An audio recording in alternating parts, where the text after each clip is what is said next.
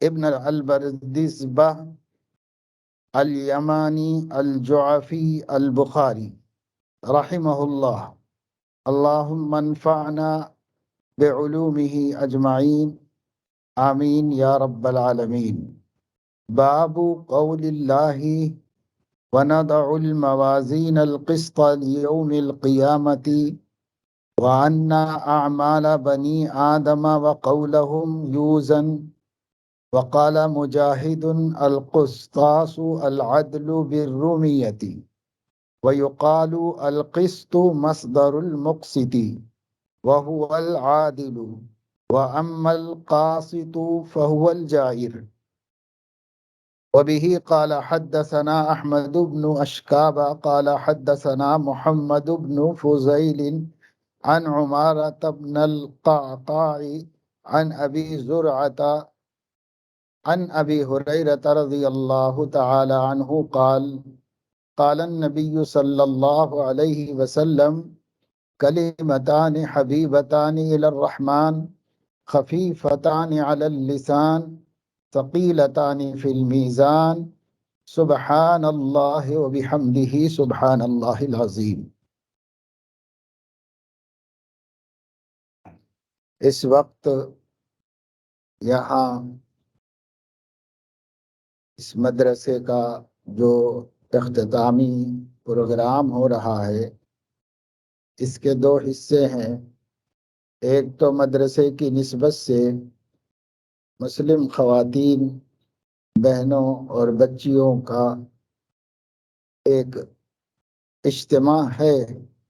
دوسرے، جن طالبات نے سلسلہ تعلیم مکمل کیا ہے ان کے لیے آخری سبق اور آخری درس ہے۔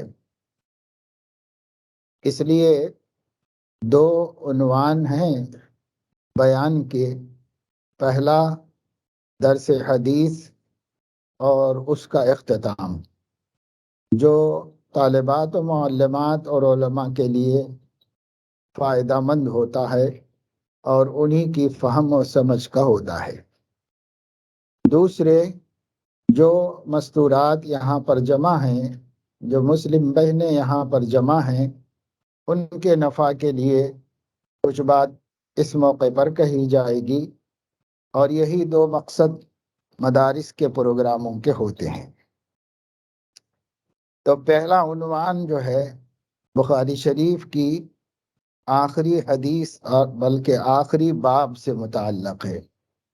یہ اہل علم جانتے ہیں اور طالبات بھی جانتی ہیں کہ امام بخاری رحمۃ اللہ علیہ نے اس کتاب کا آغاز بھی کتاب الایمان سے کیا ہے اور اختتام بھی کتاب الایمان پر کیا ہے، اگرچہ کہ نام اس کا کتاب التوحید ہے، لیکن دراصل یہ کتاب بھی ایمانیات ہی سے متعلق ہے۔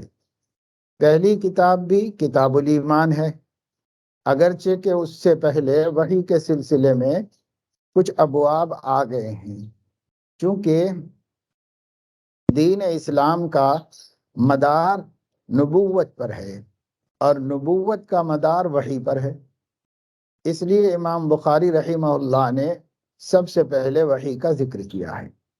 وحی اور نبی یہ دو لفظ ہیں جن کے تصور کے بغیر دین اسلام کا کوئی تصور نہیں ہو سکتا، اس واسطے کہ اللہ تعالی جب اپنے احکام کو اور اپنی شریعت کو اور اپنے دین کو بندوں کی ہدایت کے لیے بھیجنا چاہتا ہے تو اللہ اپنے بندوں میں سے کسی بندے کا انتخاب کر کے اسے نبی بناتا ہے۔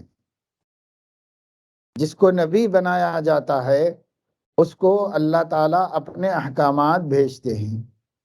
یہ احکامات جس ذریعے سے پہنچتے ہیں اس ذریعے کو وحی کہا جاتا ہے۔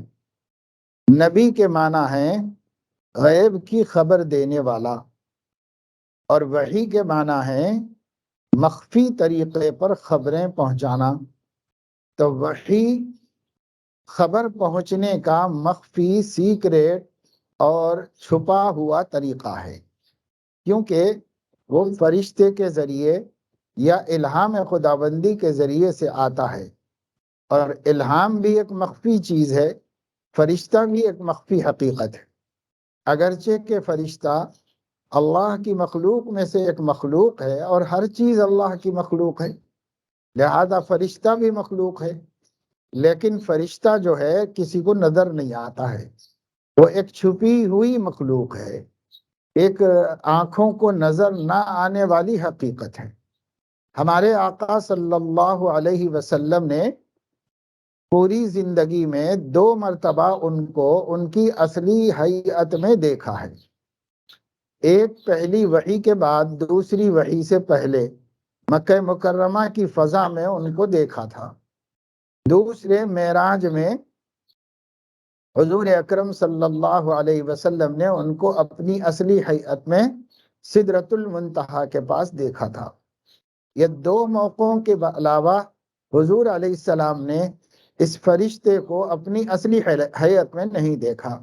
اصلی حالت اور اصلی حیت میں یہ 2 مرتبہ آئے، اور جب بھی آتے تھے کسی انسانی جسم کو، کسی انسانی شکل میں متشکل ہو کر آتے تھے۔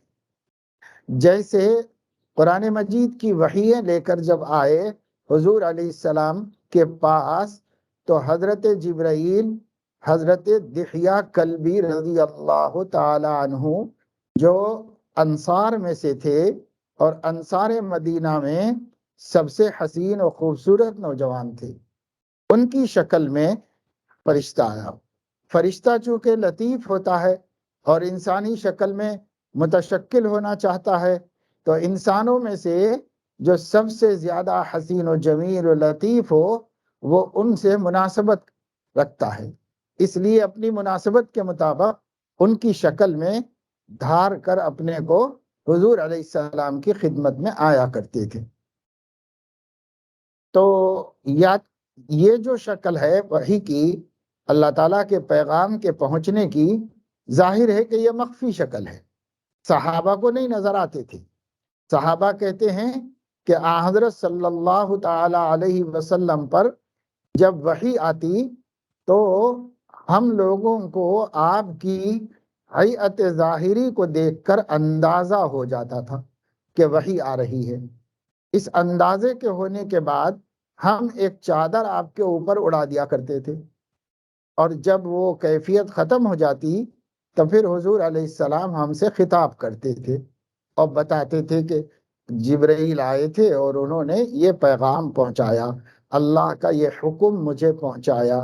یہ تو صحابہ کو جو نظر آتا تھا صرف آپ کی حالت کا متغیر ہونا نظر آتا تھا، بس اس سے زیادہ کچھ بھی نہیں نظر آتا تھا۔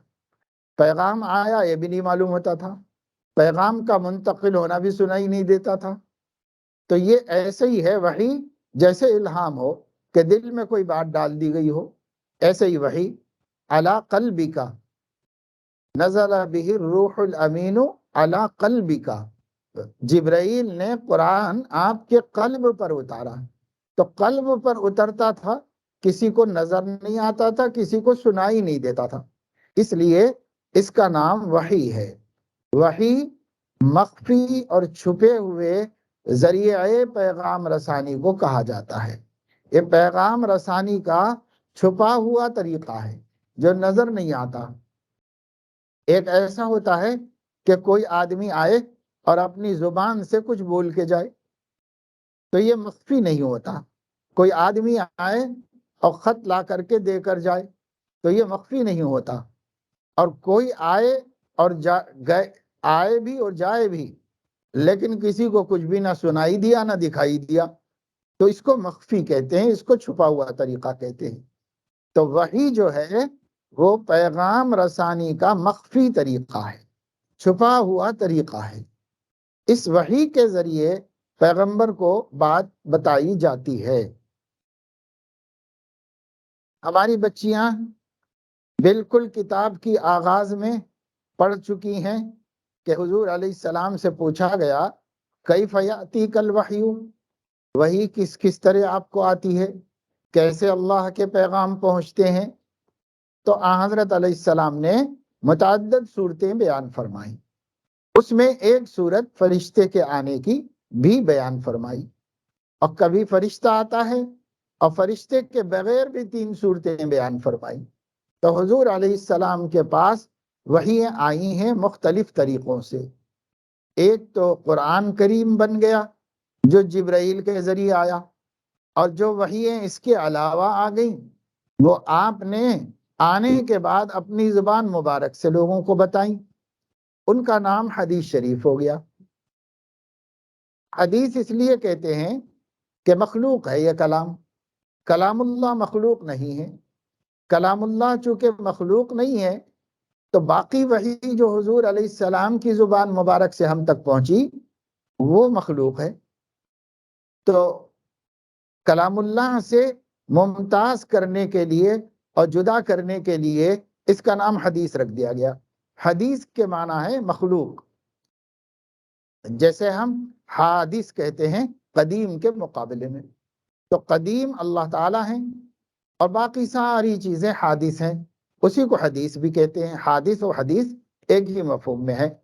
تو اب تو ایک معنی میں حدیث کا مطلب ہوا بمقابلے کلام قدیم کے کلام جدید ہے، یہ کلام حدیث ہے، مخلوق ہے۔ اللہ تعالیٰ کا کلام جو ہے وہ مخلوق نہیں، کیونکہ وہ صفت باری تعالیٰ ہے، اور اللہ کی ذات کی طرح اللہ کی صفات بھی مخلوق نہیں ہیں، قدیم ہیں، ازلی ہیں۔ اس لیے اللہ رب العزت کا کلام قرآن مجید ہے، تو قرآن کو کلام اللہ کہا گیا، تو اس کے مقابلے میں جو علم مخلوق تھا اس علم کا نام حدیث ہوا۔ تو یہ حدیثیں اللہ ہی کا کلام ہے، لیکن اللہ رب العزت نے اپنی زبان سے تلفظ نہیں فرمایا ہے، اس لیے اس کی صفت قدیم میں اس کا شمار نہیں ہوا، بلکہ اپنے خزانہ علم سے نبی کے قلب مبارک میں پہنچا دیا گیا، اور پھر اس کا تلفظ حضور علیہ السلام نے کیا، اور جس کا تلفظ اللہ نے کیا وہ ہو گیا قدیم، اور جس کا تلفظ نبی نے کیا وہ ہو گیا حدیث، اور دونوں علم اللہ ہی کے ہیں۔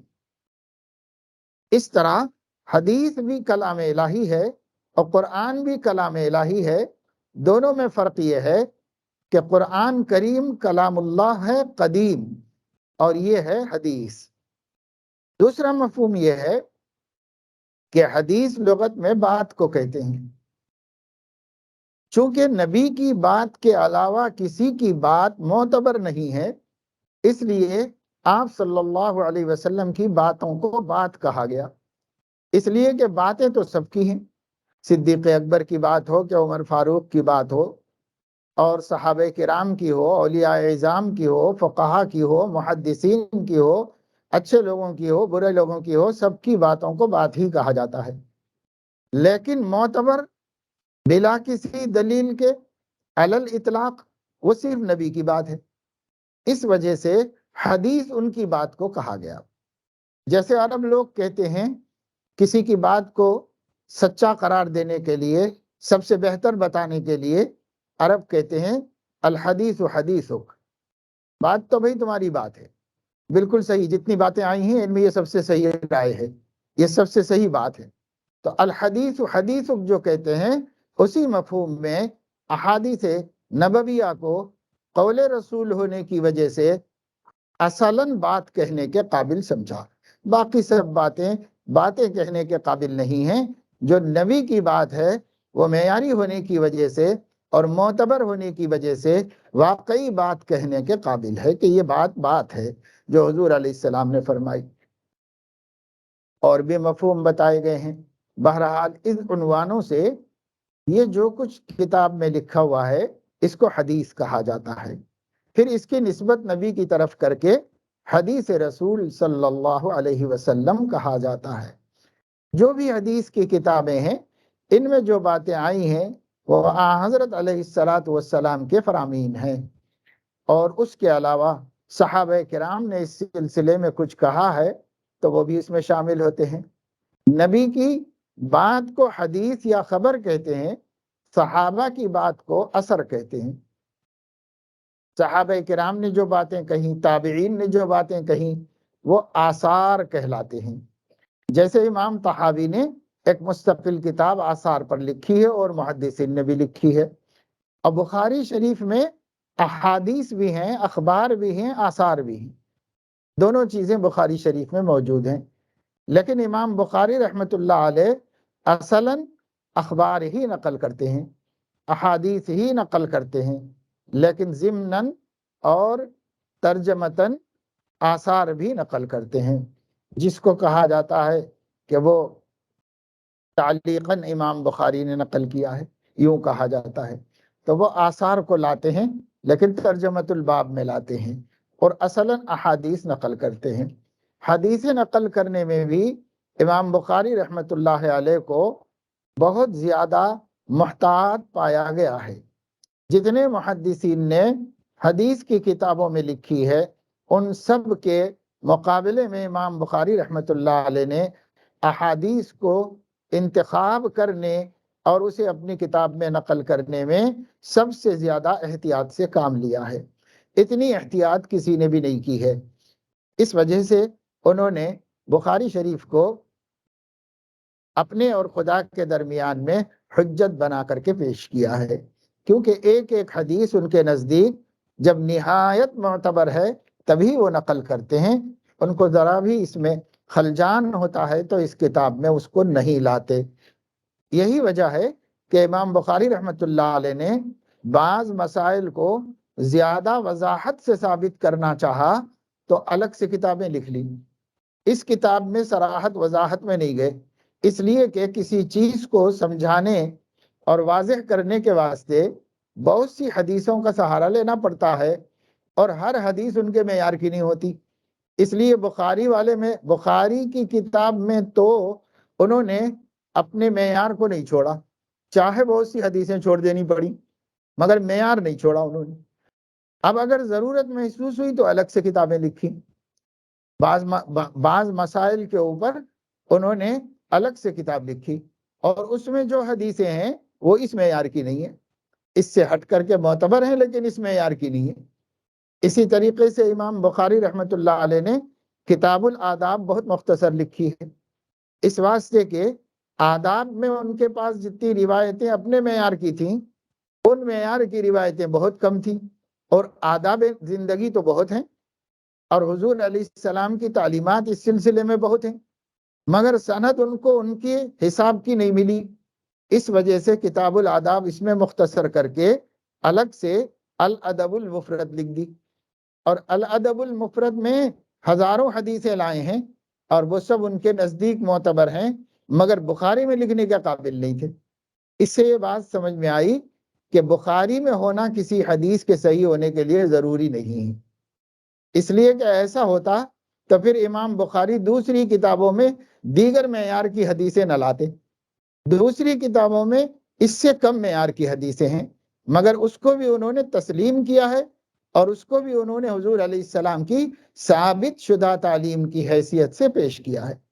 اس لیے یہ اصرار کرنا بعض لوگوں کا اس زمانے میں کہ حدیث بخاری میں ہے تو معتبر ہے، یہ غلط بات ہے۔ احادیث بخاری کی بھی معتبر ہیں، مسلم کی بھی معتبر ہیں، ترمذی کی بھی معتبر ہیں، ابو داؤد اور نسائی اور ابن ماجہ کی بھی معتبر ہیں، لیکن یہ ہے کہ امام بخاری نے جس اعلیٰ درجے کا معیار بنایا ہے وہ معیار ضروری نہیں ہے۔ انہوں نے صرف اس کتاب کے لیے اپنی ایک پسند اور اپنا ایک انتخاب قائم کیا ہے، لیکن ضروری نہیں ہے کہ اتنے معیار کی اور ایسی ہی سند سے حدیث ہو تو وہ حدیث معتبر ہوگی، ایسا نہیں ہے۔ بلکہ احادیث کے معتبر ہونے کے لیے جو ضوابط بنا دیے گئے ہیں بس اس ضابطے کے مطابق ہونا کافی ہے، اور وہ ضابطہ محدثین نے استعمال کیا ہے، کتابیں لکھ دی ہیں، صراحتیں اور وضاحتیں کر دی ہیں۔ بہرحال اس کتاب کا آغاز کتاب الایمان سے ہوا اور اس کا اختتام بھی کتاب الایمان پہ ہوا۔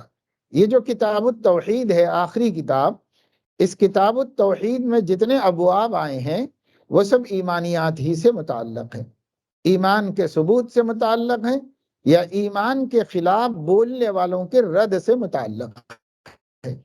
یہ جو آخری باب ہے کتاب التوحید کا، باب وَنَضَعُ الْمَوَازِينَ الْقِسْطَ لِيَوْمِ الْقِيَامَةِ، یہ بھی رد ہے معتزلہ کا۔ معتزلہ یہ کہتے ہیں کہ اعمال اور اقوال جو ہیں یہ عوارض ہیں اور ان کو تولا نہیں جا سکتا۔ تولا تو جسموں کو جاتا ہے، جو جسم ہوتا ہے اسے وزن کیا جا سکتا ہے، اسے تولا جا سکتا ہے، ناپا جا سکتا ہے، لیکن جو چیز جسم نہیں اسے کیسے تولا جا سکتا ہے، اسے کیسے ناپا جا سکتا ہے؟ لہذا یہ بات عقل میں نہیں آتی، اور جو عقل میں نہیں آتی تو وہ دین کی نہیں ہو سکتی، اس لیے کہ دین کی باتیں تو فطرت کے مطابق ہے۔ ذالک الدین القیم، ذالک الدین القیم فطرت اللہ التی فطر الناس علیہا، یہ دین جو ہے یہ اللہ نے انسانی فطرت کے مطابق بنایا ہے۔ تو وہ کہتے ہیں کہ جو بات بھی دین سے ثابت ہو، جو عقیدہ بھی قرآن حدیث سے ثابت ہو، وہ عقل میں بھی آنا چاہیے۔ اگر عقل میں نہ آئے تو اسے کیسے تسلیم کیا جا سکتا ہے؟ حالانکہ عقل کا معیار وحی کے معیار سے بہت نیچے ہے، تو اس میں آنا کیا ضروری ہے وحی؟ مگر یہ کہ ان لوگوں کے ذہن میں ایسی بات آ گئی تو انہوں نے اپنے عقل کی پیداوار سے یہ ایک عقیدہ گڑھ لیا کہ جو بات بھی مومن بھی ہے، جس پر ایمان لانا ضروری ہے، اس کا سمجھ میں آنا بھی ضروری ہے۔ اب ان کی سمجھ میں نہیں آیا کہ ایسے کیسے ہو سکتا ہے، سمجھ میں نہیں آیا تو انہوں نے اس سمجھ کا انکار کرنے کے بجائے نقل کا انکار کر دیا۔ علماء فرماتے ہیں اہل السنت والجماعت جو کچھ صحت سند کے ساتھ نبی پاک صلی اللہ علیہ وسلم کی باتیں ہم تک پہنچی ہیں، یہ منقول ہیں، اسے نقل کہا جاتا ہے، اور اس کے مقابلے میں ہمارے پاس ایک علم کا ذریعہ ہے، اسے عقل کہا جاتا ہے۔ تو نبی کے پاس جو ذریعہ علم ہے اس کو نقل کہا جاتا ہے، یعنی حضور علیہ السلام جبرائیل سے نقل کرتے ہیں، جبرائیل اللہ تعالیٰ سے نقل کرتے ہیں، اور اللہ تعالیٰ تو علام الغیوب والشہادہ ہے۔ تو اب یہ نقل ہے، آگے چل کر اسی طرح نقل ہوتے ہوتے ہم تک پہنچ گیا۔ اب ہم کو صرف ایک چیز دیکھنی ہے کسی بات کو صحیح ماننے کے واسطے کہ نقل کا ذریعہ معتبر ہے یا نہیں، جس کو ہم صحت سند کہتے ہیں۔ اگر نقل کا ذریعہ معتبر ہے تو پھر وہ بات معتبر ہے، اور اگر نقل کا ذریعہ معتبر نہیں تو اس بات کا معتبر ہونا تحقیق کیا جائے گا، دیکھا جائے گا، غور کیا جائے گا۔ تو نقل کا معتبر ہونا تو دیکھنا چاہیے، لیکن نقل کا عقل میں آنا کوئی ضروری نہیں ہے، اس لیے کہ عقل غلطیاں کرتی ہے، نقل میں کوئی غلطی نہیں ہوتی۔ یعنی فرشتے کا اللہ کی طرف سے بات پہنچانا یا اللہ کا نبی کے قلب میں کسی بات کو ڈال دینا، اس میں غلطی نہیں ہو سکتی۔ اور باقی انسان کے پاس دو ذریعے ہیں علم حاصل کرنے کے، ایک کو کہا جاتا ہے احساس، اور ایک کو کہا جاتا ہے ادراک۔ احساس کیا ہے؟ وہ 5 چیزیں ہیں: سننے کی طاقت، دیکھنے کی طاقت، بولنے کی طاقت، چکھنے کی طاقت، اور چھونے کی طاقت، اور سونگھنے کی طاقت۔ یہ جو احساسات ہیں ان سے بھی علم حاصل ہوتا ہے۔ مثال کے طور پر ایک آدمی کے سامنے کوئی چیز رکھی ہوئی ہے، اگر اس کو یہ جاننا ہے کہ یہ کالی ہے کہ سفید ہے تو دیکھ کر جان لے گا۔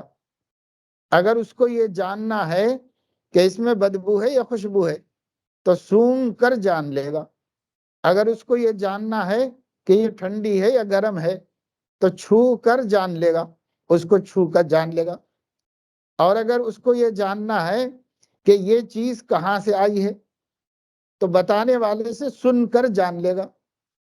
تو یہ انسان کی حواس خمسہ ہیں، 5 ذریعے ہیں جس سے وہ اپنے جہل کو دور کرتا ہے اور روزمرہ کی زندگی میں علم حاصل کرتا رہتا ہے۔ دیکھ کر، سن کر، چکھ کر، چھو کر، سونگھ کر، یہ 5 چیزیں ہیں جس کو قوت باصرہ، سامعہ، شامہ، ذائقہ اور لامسہ کہا جاتا ہے۔ عربی زبان کے اندر اور اصطلاحات کے اندر۔ ان 5 ذرائع کے مجموعے کو حواس خمسہ کہا جاتا ہے۔ یہ ذریعہ ہیں علم حاصل کرنے کا۔ آدمی اس سے اپنے جہل کو دور کر لیتا ہے، ناواقفیت کو ختم کر لیتا ہے۔ روز روز یہ استعمال چل رہا ہے ہمارا، اور روز روز اس سے ہم فائدہ اٹھاتے جا رہے ہیں۔ لیکن یہ جو حواس ہیں یہ بالکل پرائمری درجہ ہے۔ جیسے پرائمری کی کتابیں ہوتی ہیں اسکول کے اندر، ابتدائی درجے کی کتابیں، یہ ذریعہ علم پرائمری کا ہے اور بہت محدود ہے، بہت مختصر سا ہے، سب سے زیادہ استعمال اسی کا ہے۔ لیکن اس کے باوجود یہ علم کا ذریعہ بہت کمزور ذریعہ ہے، چنانچہ بہت دفعہ انسان کو اس میں دھوکہ ہو جاتا ہے۔ آدمی کسی کو دیکھتا ہے اور دیکھنے کے بعد جو سمجھا تھا وہ نہیں نکلتا۔ کبھی کہتا ہے کہ ارے بھائی آپ تھے، میں نہیں پہچانا، حالانکہ دیکھنے میں غلطی ہوئی۔ سنتا ہے اور کبھی بعد میں بولتا ہے کہ آپ یہ ایسا بولے تھے، میں نہیں سمجھ سکا، میں نہیں سن سکا۔ تو سننے میں غلطی ہو سکتی ہے، اس کی چکھنے میں غلطی ہو سکتی ہے، اس لیے کہ زبان کا ذائقہ بدل جاتا ہے۔ زکام بہت ہے، بخار چڑھا ہوا ہے، تو اس کا ذائقہ تبدیل ہو گیا، تو چکھنے میں غلطی ہو سکتی ہے اس سے۔ اسی طریقے سے چھونے میں بھی غلطی ہو سکتی ہے کہ انسان کے جسم میں بسا اوقات جو لمس کی قوت ہے وہ کمزور پڑ جاتی ہے، اس وجہ سے وہ چھو کر بھی نہیں پتا دے سکتا۔ بہت سے لوگ ہیں جو لوگ ہاتھ لگاتے ہیں ان کو گرم نہیں لگتا، ٹھنڈا نہیں لگتا، سمجھ میں نہیں آتا ان لوگوں کو، ہاتھ سند ہو جاتا ہے ایسے۔ تو یہ جو حواس خمسہ ہیں یہ پرائمری ذریعہ ہے علم کا، اور اس میں غلطیاں ہوتی رہتی ہیں، روز روز ہوتی رہتی ہیں غلطیاں اس میں، اور آدمی ان غلطیوں کو بعد میں مانتا رہتا ہے۔ یہ غلطیوں کا پتہ کیسے چلتا ہے؟ تو چھٹی چیز جو اللہ تعالیٰ نے عطا فرمائی وہ قوت مدرکہ ہے، جس کو ادراک کی اور حقائق کو سمجھنے کی طاقت کہتے ہیں۔ اس کا تعلق انسان کی عقل سے ہے۔ اس میں بحث ہوئی ہے کہ عقل قلب میں ہے یا دماغ میں ہے۔ البتہ لطیفہ یہ کہا گیا ہے کہ جو لمبے آدمی ہوتے ہیں ان کے گھٹنے میں ہوتی ہے عقل، یہ لطیفہ کہا گیا ہے، اس کی کوئی حقیقت نہیں۔ 2 جگہوں میں اختلاف ہے، ایک یہ کہ عقل قلب میں ہے یا عقل دماغ میں ہے۔ بعض لوگ کہتے ہیں دماغ میں ہے، بعض لوگ کہتے ہیں قلب میں ہے۔ اہل سنت والجماعت کا رجحان یہ ہے کہ قلب میں ہوتی ہے عقل، کیونکہ اللہ رب العزت نے فرمایا لَهُمْ قُلُوبٌ لَا يَفْقَهُونَ بِهَا، ان کو دل تو ہے مگر وہ سمجھتے نہیں۔ تو پتہ چلا کہ دل ہے سمجھنے والا۔ اور ویسے بھی پورے انسان کے جسم میں سب سے جو اعلیٰ اور ارفع عضو ہے وہ ہے دل، اور دل ہی پورے جسم پہ حکمرانی کرتا ہے۔ تو دیکھنا دل کا کام ہے، سننا دل کا کام ہے، سمجھنا دل کا کام ہے، تو عقل بھی دل ہی کے اندر ہوگی تبھی وہ سمجھ سکے گا۔ اس لیے عقل کا تعلق قلب سے ہے انسان کے۔ بہرحال دماغ سے ہو یا قلب سے ہو، یہاں صرف اتنا دیکھنا ہے کہ ایک طاقت اللہ نے ہمیں ایسی عطا فرمائی ہے جو ہماری محسوسات کی غلطیوں کو درست کر دیتی ہے، عقل درست کر دیتی ہے، اور کہتی ہے کہ نہیں نہیں ایسا نہیں ہونا چاہیے، یہ ہم کو صحیح سمجھ میں نہیں آیا۔ تو عقل اس سے اوپر ہے، اور عقل محسوسات کی غلطیوں کو درست کرتی ہے۔ اب جب عقل کو ہم دیکھتے ہیں تو عقل بھی غلطیاں کرتی ہے۔ کتنے سائنٹسٹ ہیں جنہوں نے اپنی تحقیقات کو بدل دیا ہے۔ پہلے لوگوں نے کچھ کہا، بعد کے لوگوں نے کچھ کہا، آج کے سائنسداں کچھ کہتے ہیں، یہ سب عقلیات ہیں۔ ان عقلیات میں اتنی قوت کے ساتھ نیا سائنسداں پرانے سائنسدان کو کل عدم کر دیتا ہے اور کہتا ہے کہ 100% غلط بات تھی جو اب تک کہی جا رہی تھی، صحیح بات یہ ہے۔ تو معلوم ہوا کہ عقلیں بھی غلطی کرتی ہیں، اور اب عقل کی غلطی کو درست کرنے کے لیے اس سے اوپر کوئی علم ہونا چاہیے اور اس سے اوپر کوئی ذریعہ ہونا چاہیے، تو وہ نقل کا ذریعہ ہے جس کو وحی الہی کہتے ہیں۔ اب وحی الہی ہر کھوٹ غلطی سے سیف ہے، محفوظ ہے، لہذا وحی سے جو بات معلوم ہوگی وہ عقل میں آئے نہ آئے اسے قبول کرنا ہوگا، اور عقل سے جو بات معلوم ہوگی وہ محسوسات میں آئے نہ آئے قبول کرنا پڑے گا، کیونکہ عقل کا مقام حس سے زیادہ ہے اور نقل کا مقام عقل سے زیادہ ہے۔ لہذا یہ جو قرآن حدیث ہے یہ نقلیات ہیں جو اللہ سے چل کر کے ہم تک پہنچے ہیں۔ اس میں ایک ہی احتیاط ہے، وہ یہ ہے کہ جو پہنچانے والوں کا ذریعہ ہے یہ ذریعہ معتبر ہے یا نہ دیکھا جائے، جس کو اصطلاح میں کہتے ہیں صحت سند۔ چنانچہ امام طحاوی رحمۃ اللہ علیہ نے العقیدۃ الطحاویہ میں فرمایا ہے کہ جو چیز قرآن مجید کی نصوص قطعیہ سے ثابت ہو اور جو نبی صلی اللہ علیہ وسلم کی احادیث جو صحت سند سے ہم تک پہنچی ہیں اس سے ثابت ہو، اس پر ایمان لانا ضروری ہے، اس کو ماننا ضروری ہے۔ تو قرآن مجید میں تو صحت کا کوئی مسئلہ نہیں ہے، اس لیے کہ قرآن مجید تواتر طبقہ سے پہنچا ہے، جو خود ایک دلیل ہے اس کے صحیح ہونے کی۔ لیکن احادیث احاد بھی ہوتی ہیں، افراد سے پہنچتی ہیں، تو ان کے صحیح ہونے کے لیے جو ضابطہ بنا دیا گیا ہے اس کسوٹی پہ پرکھ کر کے دیکھنا ہوگا۔ بخاری شریف کے اندر جو حدیثیں ہیں، امام بخاری رحمت اللہ علیہ نے سب کو پرکھ کر کے لایا ہے، اس لیے سب حدیثیں معتبر ہو گئی، اور سب حدیثیں دلیل کے لیے اور استدلال و احتجاج کے لیے قابل قبول شمار کر لی گئی ہیں، سب حدیثیں جو اس کے اندر آئی ہیں۔ اب معتزلہ نے جو بات کہی تھی وہ عقل سے تھی، نقل کے مطابق نہیں کہی۔ انہوں نے عقل سے یہ استدلال کیا کہ یہ کیسے ہو سکتا ہے کہ آدمی کا عمل تولا جائے، عمل کوئی تولنے کی چیز ہے، یہ کیسے ہو سکتا ہے کہ آدمی کا قول تولا جائے؟ قول تو نکلا اور ہوا میں اور فضا میں چلا گیا، اس کا وجود ہی نہیں معلوم کہ کہاں ہے، تو اس کو تولا کیسے جائے گا؟ وہ کیسے وزن میں آ سکتے ہیں؟ یہ ان کی عقل نے اعتراض کیا، تو انہوں نے عقل کے اعتراض پر نقل کو مسترد کر دیا، اور ہونا یہ چاہیے تھا کہ نقل کی صحت کی بنیاد پر عقل کے استدلال کو رد کر دیا جاتا، تو الٹا کر دیا ان لوگوں نے۔ اور معتزلہ اور خوارج کے جتنے مسئلے ہیں وہ سب عقل کو امام بنانے کی وجہ سے پیش آئی ہیں، حالانکہ کتاب و سنت کو امام بنانا چاہیے، چاہے سمجھ میں آئے چاہے سمجھ میں نہ آئے، اس واسطے کہ ہم نے جس ذات کو مانا ہے وہ ذات ہی ابھی تک سمجھ میں نہیں آئی، لیکن دل میں آ گئی ہے، دل میں آنے کی وجہ سے مان لیا ہم نے۔ تو دل میں تو آتا ہے، سمجھ میں نہیں آتا، بس جان گیا میں تیری پہچان یہی ہے۔ تو اللہ تعالیٰ ہمارے قلوب میں ہے، اور اللہ تعالیٰ کے ہونے کا ایسا یقین ہے کہ اگر ہماری گردن بھی کاٹ دی جائے تو ہم ماننے والے نہیں ہیں کہ اللہ تعالیٰ نہیں ہے، بہرحال ہم ماننے والے ہیں۔ اگر ہمارے ٹکڑے بھی کر دیے جائیں تو ہم یہی کہیں گے کہ ہاں اللہ ہے موجود، اللہ تعالیٰ اپنی ذات صفات کے ساتھ موجود ہے۔ تو اتنا دل میں آ گیا ہے، مگر سمجھ میں نہیں آ سکتا، سمجھ میں آ نہیں سکتا، آیا بھی نہیں ہے۔ تو ہم کہتے ہیں کہ تو دل میں تو آتا ہے، سمجھ میں نہیں آتا، بس جان گیا میں تیری پہچان یہی ہے۔ اللہ کی یہی پہچان ہے، اور اللہ نے جو علم بھیجا ہے وہ اگرچہ کہ معتزلہ کی عقل میں نہیں آیا لیکن محدثین کی عقل میں بھی آ گیا، ان لوگوں کو اس پہ کوئی اعتراض نہیں ہوا۔ انہوں نے کہا کہ یہ اعمال و اقوال کا تولا جانا یہ معقول بات ہے، یہ سمجھ کے خلاف نہیں ہے، یہ معقول بات ہے۔ اور ان کا دور گزر جانے کے بعد جب سائنس نے اور آگے ترقی کی اور نئی ٹیکنالوجیز وجود میں آئیں، تو آج معتزلہ ہوتے یا معتزلہ کے خیال کے لوگ ہوں تو ان کے لیے تو انکار کرنے کی کوئی صورت باقی نہیں رہ گئی۔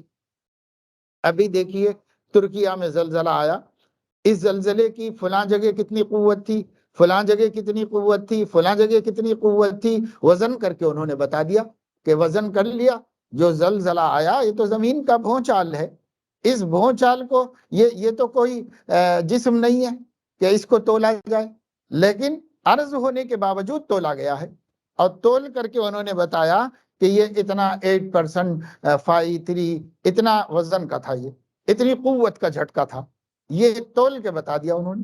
اسی طریقے سے سردی تول کے بتائی جاتی ہے، گرمی تول کے بتائی جاتی ہے، روزانہ آپ کے موبائل میں ہے کہ آج کاغذ نگر میں ٹیمپریچر کتنا ہے۔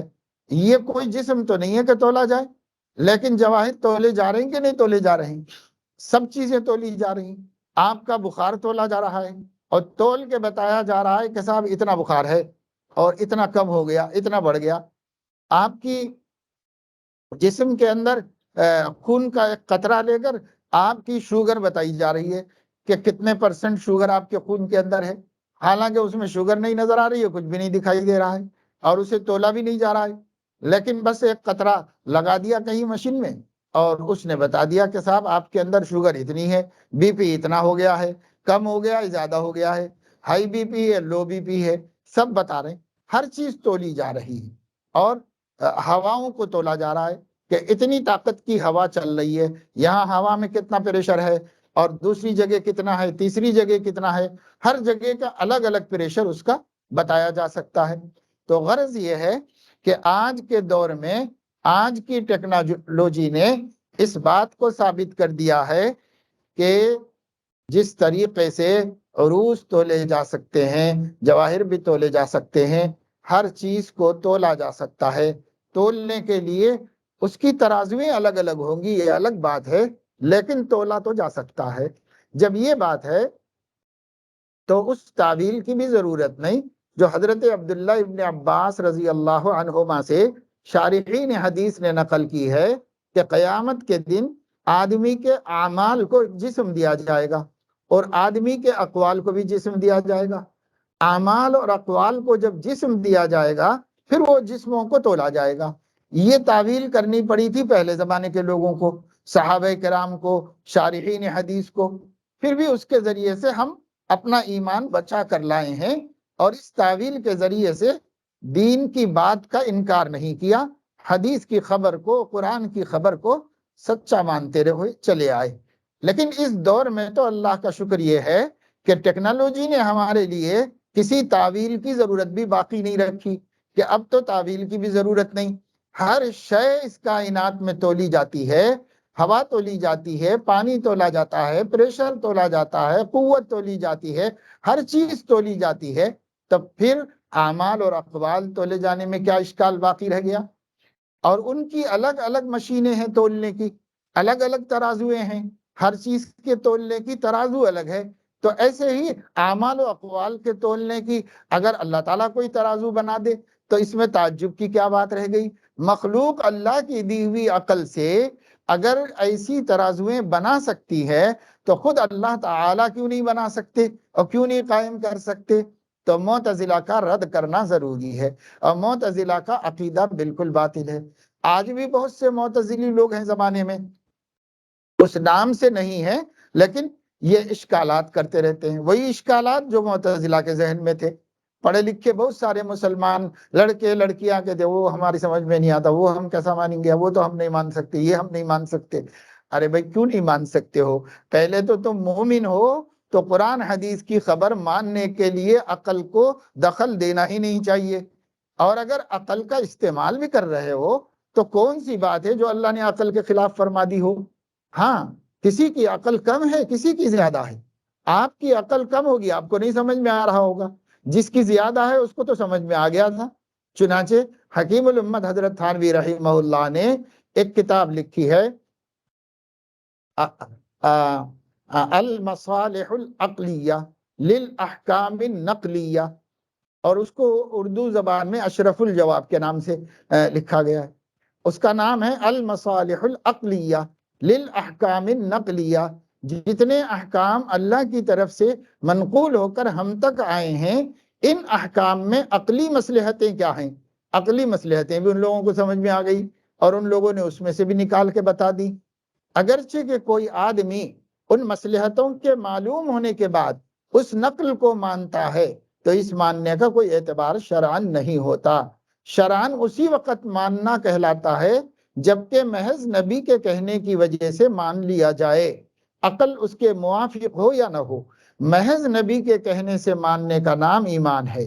اس لیے ہمیں کسی مصلحت کا جاننا بھی ضروری نہیں ہے اور جاننے کی فکر کرنا بھی ضروری نہیں ہے، بس حکم خدا ہے مان لینا ہے، حکم رسول ہے مان لینا ہے، یہ ہر جگہ یہی ہے۔ اس میں کیا فائدہ؟ اس میں کوئی سوال کرنے کی ضرورت نہیں۔ اگر یہ بات ثابت ہے کہ نبی نے فرمائی تو من نوان مان لینا ہے، اور اس میں کسی شک و شبہ میں مبتلا ہونا اپنے ایمان کو خراب کر لینا ہے۔ بہرحال امام بخاری نے یہ آخری باب ان کے ایک عقیدے کے رد میں قائم کیا، اور اس سے پہلے بھی پوری کتاب التوحید میں خوارج کے، معتزلہ کے، مرجئہ کے، جہمیہ کے، کرامیہ کے عقائد کا رد کرتے چلے آئے ہیں کہ ان لوگوں کا یہ عقیدہ غلط ہے، یہ غلط ہے، یہ غلط ہے، اس کو رد کرتے ہوئے آئے ہیں۔ البتہ امام صاحب کا طریقہ یہ ہے کہ وہ کسی کا نام بھی نہیں لیتے اور کسی پر رد کرنے کا انداز بھی نہیں اختیار کرتے، وہ اہل السنت والجماعت کا مثبت عقیدہ بیان کر دیتے ہیں۔ اس مثبت عقیدے کا عنوان دیکھ کے ہی سمجھ میں آ جاتا ہے کہ یہ کس کے خلاف لکھ رہے ہیں، تاکہ خلاف لکھنے کا ان کا مزاج نہیں ہے۔ وہ اگر انہوں نے باقاعدہ کسی کے خلاف کہا ہے تو وہ بعض الناس ہیں، بعض الناس کے خلاف تو انہوں نے کہا ہے اور کسی کے بھی خلاف نہیں کہا، اور سب کے بارے میں مثبت طریقے پر رد کر دیا۔ صحیح بات لے آئے، غلط بات خود بخود ختم، اس طریقے سے رد کر دیا۔ اب یہاں کہہ رہے ہیں کہ قرآن کی آیت سے پتہ چل رہا ہے کہ قیامت کے دن میزان کھڑی کی جائے گی، ترازو کھڑی کی جائے گی۔ جب قرآن سے یہ ثابت ہے تو آپ کی سمجھ میں آئے نہ سمجھ میں آئے ماننا ضروری ہے۔ چنانچہ اہل السنت والجماعت سب مانتے ہیں۔ کیا کیا مانتے ہیں؟ یہ وَأَنَّ أَعْمَالَ بَنِي آدَمَ وَقَوْلَهُمْ يُوزَنْ يَتُوزَنْ، بنی آدم کے اعمال بھی تولے جائیں گے، بنی آدم کے اقوال بھی تولے جائیں گے۔ آدمی جو کچھ کرتا ہے اس دنیا میں وہ تین طرح کے ہوتے ہیں، وہ سب عمل ہی کہلاتے ہیں۔ ایک اعمال اللسان، زبان سے کیے جانے والی باتیں، وہ سب عمل بن جاتی ہیں۔ اللہ کے یہاں ان کا نام عمل ہے، اس لیے اس کو اعمال اللسان کہتے ہیں۔ مثلا ہم نے لا الہ الا اللہ کہا تو یہ زبان کا ایک عمل ہے۔ اسی طریقے سے خدا نہ خواستہ ایک شخص نے کسی کو گالی دے دی تو یہ زبان کا ایک عمل ہے، عمل ہی شمار ہوتا ہے، قول ہے لیکن اصلاً عمل ہے، وہ زبان کا عمل، ان کا نام ہے اعمال اللسان، وہ اعمال جو زبان سے ہوتے ہیں۔ اور ایک ہے اعمال القلوب، وہ اعمال جو انسان کا دل کرتا ہے، تو دل بھی بہت سے اعمال کرتا ہے۔ اسی طریقے سے اعمال الاعضاء، ہمارے بدن سے جو اعمال ہوتے ہیں وہ بھی اعمال، لیکن عام طور سے لوگ بدن سے ہونے والے اعمال کو اعمال سمجھتے ہیں اور زبان سے ہونے والے کو اقوال کہتے ہیں، اور جو دل میں ہوتے ہیں ان کو دل کی باتیں کہتے ہیں۔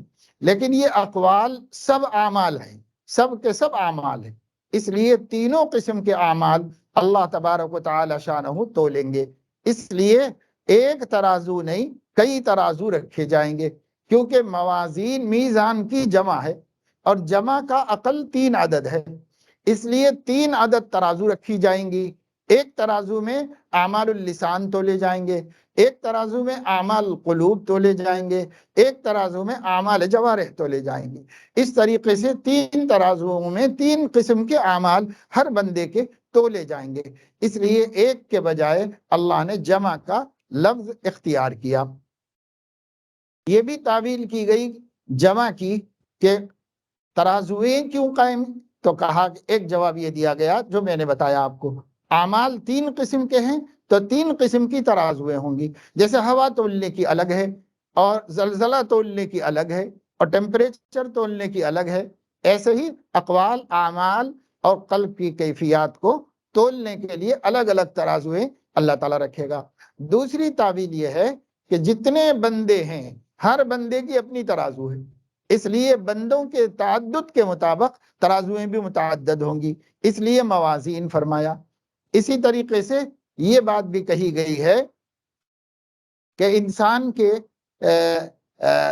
جو اللہ رب العزت 2 قسم کے اعمال ہیں، اعمال صالحہ اور اعمال سیئہ، ان کے لیے اللہ تعالیٰ علیحدہ ترازویں قائم کرے گا۔ بہرحال جو بھی وجہ ہو، موازین کا قائم ہونا قرآن سے ثابت ہے۔ وَنَضَعُ الْمَوَازِينَ الْقِسْطَ لِيَوْمِ الْقِيَامَةِ فَلَا تُظْلَمُ نَفْسٌ شَيْئًا وَإِنْ كَانَ مِثْقَالَ حَبَّةٍ مِّنْ خَرْدَلٍ أَتَيْنَا بِهَا وَكَفَى بِنَا حَاسِبِينَ۔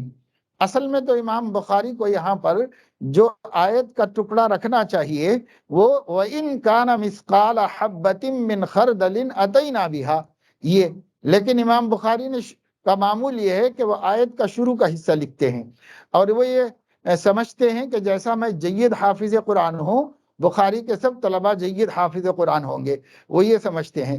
اب میں اشارہ دے دوں گا وہ سب سمجھ جائیں گے۔ جیسے صفت الجنہ صفت النار میں پڑھا ہوگا، ملائکہ کے اور انبیاء کے ابواب میں طالبات نے پڑھا ہوگا کہ امام بخاری نے آدھے صفحے میں ایک ایک لفظ بتا دیا ہے، بس خالی قرآن کا ایک لفظ، وہ آیت کا ایک لفظ، یہ آیت کا ایک لفظ، وہاں سے ایک لفظ، وہاں سے ایک لفظ صرف، اور ایک لفظ لکھ کے اس کے معنی بتا دیے ہیں۔ تو دراصل امام بخاری یہ کہنا چاہتے ہیں کہ میری کتاب بہت لمبی ہو جائے گی، اس لیے میں پوری آیت نہیں لکھتا، میں صرف آیت کا حوالہ دیتا ہوں، پوری آیت تم لوگ پڑھو۔ میں ابھی پڑھا رہا تھا صفت الجنہ صفت النار، تو میں نے کہا کہ امام بخاری یہ چاہتے ہیں کہ طالب علم ان آیتوں کی تفسیر دیکھ لیں تفسیر میں، لیکن نہ آپ لوگ ترجم دیکھو گے، نہ انشاءاللہ کبھی آئندہ دیکھو گے، کبھی بھی نہیں دیکھو گے، اس واسطے کہ وہ کتاب بند ہو گئی مدرسے میں تو بند ہو گئی، اب کب کھلنے والی ہے وہ؟ انشاءاللہ صبح قیامت میں کھلے گی، اس کی ضرورت ہی نہیں پیش آئے گی۔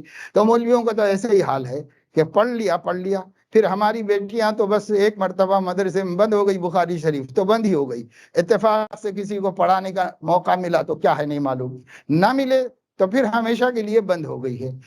ہم وہ قوم ہیں جو قرآن بھی بند کر کے رکھے ہوئے ہیں، تو بخاری کیا کھول کے رکھیں گے ہم؟ اس کو بھی بند کر کے ہم رکھے ہوئے ہیں۔ تو اس وجہ سے ہم لوگوں کو چاہیے اللہ کی کتاب کو، نبی کی کتاب کو کبھی بند نہ کریں، ہمیشہ کھلی رکھیں۔ یہ کتابیں کھلی رہیں گی، ہماری قسمت کھلی رہے گی، یہ بند ہو جائے گی تو قسمت بھی بند ہو جائے گی ہماری، اس لیے اس کو ہمیشہ کھلی رکھو، کتاب اللہ کو بھی اور رسول اللہ صلی اللہ علیہ وسلم کی باتوں کو بھی۔ خیر، تو یہ وَنَضَعُ الْمَوَازِينَ الْقِسْطَ لِيَوْمِ الْقِيَامَةِ، اللہ تعالیٰ فرما رہے ہیں اور ہم قائم کریں گے عدل کی ترازویں قیامت کے دن، فَلَا تُظْلَمُ نَفْسٌ شَيْئًا، تو پھر کسی بھی شخص پر کسی طرح کا ظلم نہیں ہوگا، کیونکہ جب ترازو ہوگی عدل کی، سب چیزیں تولی جائیں گی تو ظلم کیسے ہوگا؟ ظلم کسی پر بھی نہیں ہوگا۔ وَإِنْ كَانَ مِثْقَالَ حَبَّةٍ مِّنْ خَرْدَلٍ، اگر ایک رائی کے دانے کے برابر بھی کوئی قول و عمل رہ جائے گا تو اس کو بھی لایا جائے گا، اتینا بہا، ہم لائیں گے اپنی قدرت سے۔ ایسا نہیں ہوگا کہ انسان نے کسی کال کوٹری میں کوئی کام کبھی کیا تھا، ایک سیکنڈ میں کر لیا تھا، وہ ایک سیکنڈ کا وہ عمل فرشتوں کو یاد نہیں رہا، لکھنے سے رہ گیا، ایسا کچھ نہیں۔ ہر عمل لائیں گے ہم، اور ہم اپنی قدرت سے لائیں گے، اچھے کو اچھے میں ڈالیں گے، برے کو برے میں ڈالیں گے۔ ایک سیکنڈ کا کوئی عمل بھی، ایک پلک جھپکنے کے بقدر کا کوئی عمل بھی وہ حساب میں آنے سے رہ نہیں جائے گا، برابر حساب کے اندر لایا جائے گا۔ اب یہ خیال ہوتا ہے یہ اربوں انسانوں آدم سے لے کے قیامت تک کے ان لوگوں کی ایسی بال کی کھال نکالنا کوئی آسان کام تو نہیں ہے بھائی۔ تو اللہ فرمانے کفا بنا حاسبین، حساب لینے کو ہم کافی ہیں، آپ کو اپنی قدرت پر قیاس مت کرو، بڑے سے بڑے انسان کی قدرت پہ قیاس مت کرو، وہ اللہ ہے جو حساب لینے کی بات کر رہا ہے، اس کے لیے کوئی بات نہیں۔ ان الینا ایابہم ثم ان علینا حسابہم، سب انسانوں کا آنا ہمارے ہی طرف ہے اور سب کا حساب ہمارے ذمے ہے، کسی کے بھی ذمے کسی کا حساب نہیں، اللہ نے اپنے ذمے حساب لے کے رکھا ہے۔ تو بہرحال یہاں فرما دیا وَكَفَى بِنَا حَاسِبِينَ۔ اس آیت کو لا کر امام بخاری نے معتزلہ کے عقیدے کا رد کر دیا، اہل السنت والجماعت کے عقیدے کو ثابت کر دیا۔ تمام اہل السنت والجماعت کا یہ عقیدہ ہے کہ قیامت کے دن اللہ تعالیٰ جو ترازو کھڑی کریں گے، اس ترازو کے دو پلڑے اور ایک اس کی زبان ہوگی۔ وہ جو کانٹا ہم لوگ بولتے ہیں کانٹا درمیان میں ہوتا ہے، پرانے زمانے کی ترازویں جو ہیں اس کے بیچ میں ایک کانٹا ہوتا ہے جو برابری کو بتانے کے واسطے ہوتا ہے، عدل کو قائم کرنے کے واسطے ہوتا ہے، اس کانٹے کو عربی میں لسان کہتے ہیں اور اس کو کفتن کہتے ہیں۔ تو کفتین و لسان، ایک ایسی ترازو جس کے دو پلڑے ہوں گے اور ایک زبان ہوگی، کانٹا ہوگا اس کا، ایسی ترازو اہل السنت والجماعت کے نزدیک یہ عقیدے میں داخل ہے۔ اہل السنت والجماعت کا عقیدہ، اللہ جو ترازو کھڑا کریں گے اس کے دو پلڑے ہوں گے، کفتن واحدہ، کفتن واحدہ، اور اس کے بیچ میں لسان یعنی ایک کانٹا ہوگا۔ اور اس سے اللہ تعالیٰ برابر کریں گے۔ اگر یہ دونوں پلوں میں رکھے گئے اعمال، یہ کانٹے نے اسے معادل بنا دیا کہ دونوں برابر ہیں، تو پھر اس کو اللہ تعالیٰ اپنے فضل سے نیکی کے پلہ جھکنے والوں میں شمار کر دے گا۔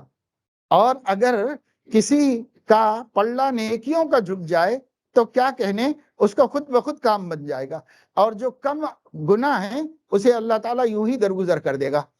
اور جس شخص کے برائیوں کا پلہ جھک گیا اور وہ بھاری ہو گیا اور نیکیوں کا ہلکا پڑ گیا، تو پھر اس کے لیے جہنم میں جانا طے ہے، دخول اولی، اس واسطے کہ اگر بے ایمان ہے تو وہ تو ہمیشہ کے لیے جہنم میں جائے گا، اور اگر ایمان والا ہے اور نیکی کے بجائے گناہوں کا پلہ جھک گیا تو اس کو بھی جہنم میں جانا ہوگا، جا کر اپنی سزا بھگت کر پھر جنت میں جائے گا۔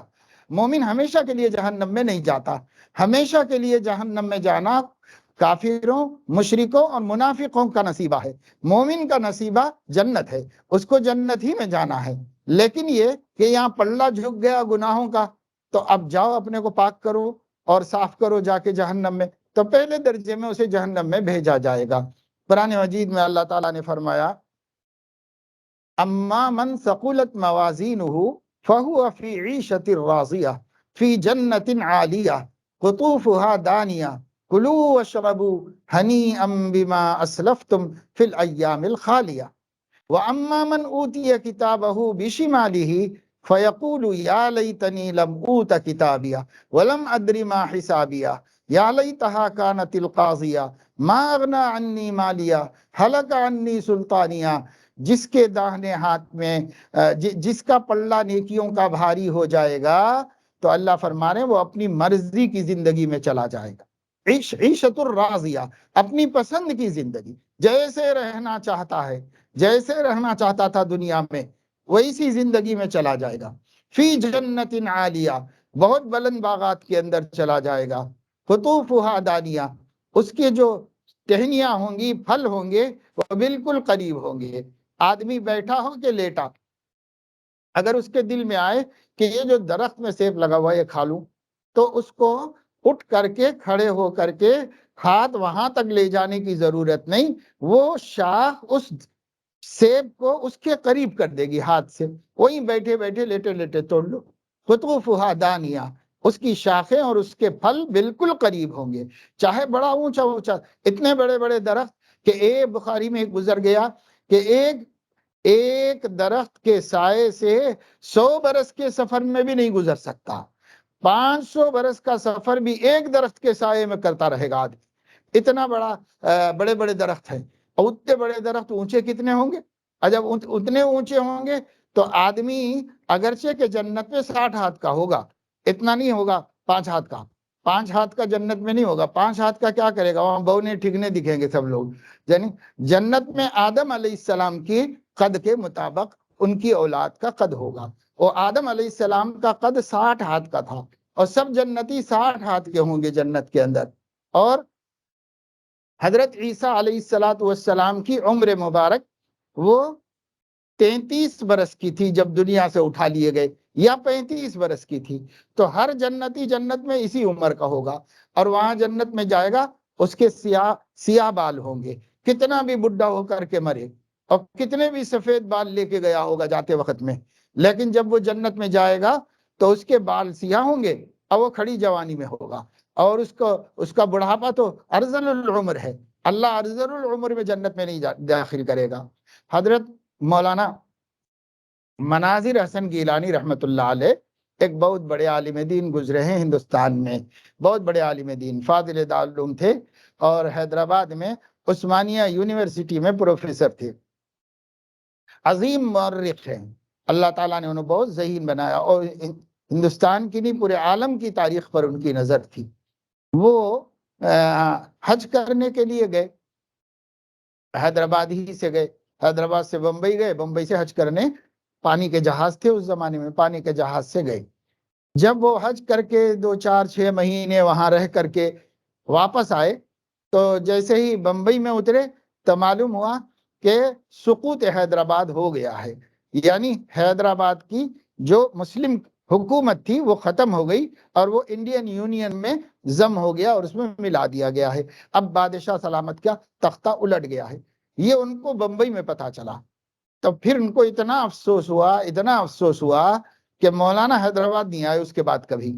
اس کے بعد وہ سیدھے وہیں سے اپنے وطن چلے گئے، بہار میں گیا، ان کا گاؤں تھا ایک چھوٹا سا، وہاں پر چلے گئے۔ گیلان ان کے گاؤں کا نام تھا، چھوٹا سا مزرعہ، صرف چند مسلمانوں کے گھر اور ان کے کھیتے تھے، اس کا نام گیلان تھا، اسی سے وہ گیلانی کہلاتے ہیں۔ اور حضرت شیخ عبد القادر گیلانی رحمت اللہ علیہ وہ ایران کا گیلان ہے، اور مولانا مناظر احسن گیلانی وہ بہار کا گیلان، ایک چھوٹا گاؤں ہے، اس گاؤں سے تعلق۔ تو اب وہاں چلے گئے سیدھا، سامان بھی کسی کو بھیج کے منگوا لیا حیدرآباد سے۔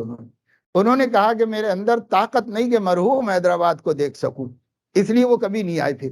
اتنا تعلق تھا، ایک مسلم کنٹری ایک ہی بچی ہوئی تھی، اس سے ان کا تعلق تھا، اتنا محبت تھی۔ خیر، میں جو بات بتا رہا تھا وہ یہ کہ مولانا اب جا کے گاؤں میں ہی رہ گئے، دل ٹوٹ گیا ان کا۔